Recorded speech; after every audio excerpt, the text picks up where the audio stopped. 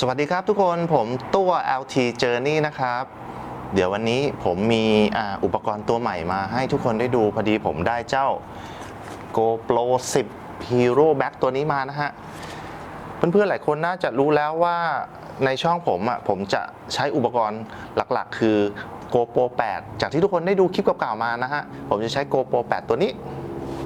กับมือถือตัวนี้เอาไว้ถ่ายภาพนิ่งคลิปที่ทุกๆคนได้เห็นอยู่ก็คือผมจะใช้เนี่ยอุปกรณ์แค่นี้ครับในการถ่าย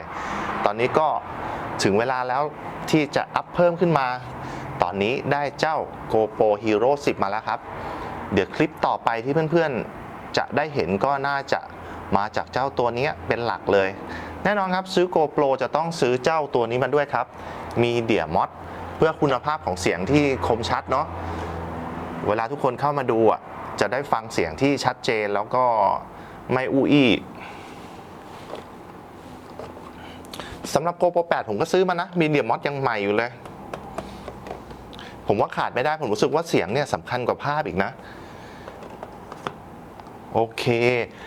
แล้วสำหรับเรื่องรีวิวนะฮะผมคงจะไม่รีวิวแล้วเพราะว่าหลายๆช่องยูทูบเบอร์หลายๆท่านก็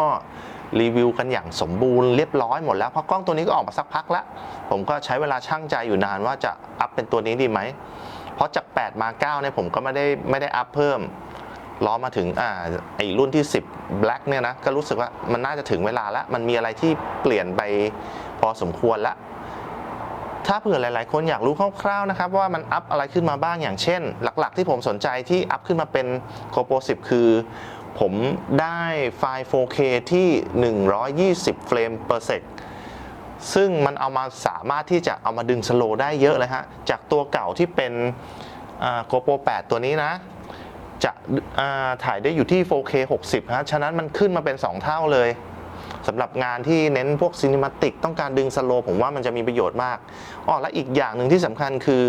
ที่ทำให้ผมสนใจตัวนี้คือภาพนิ่งครับไฟล์ภาพนิ่งของเขาได้มาที่24 ล้านพิกเซลเลยซึ่งตัวเก่า GoPro 8 Black ตัวนี้นะมันจะได้อยู่ที่12 ล้านพิกเซลฮะแต่พอมาอัพเป็นตัวนี้ปุ๊บเราจะได้ที่24 ล้านพิกเซลเลยซึ่งผมรู้สึกว่ามันจะทำให้การท่องเที่ยวการถ่ายคลิปให้ทุกคนได้ดูน่าจะสนุกขึ้นเยอะเลยครับเดี๋ยวเราจะเอาเจ้า GoPro 10 Black เนี่ยนะฮะไปทดสอบกันที่องค์พระปฐมเจดีย์เดี๋ยวว่าจะเอาไปถ่ายเป็นแบบซินิมาติกให้ดูว่า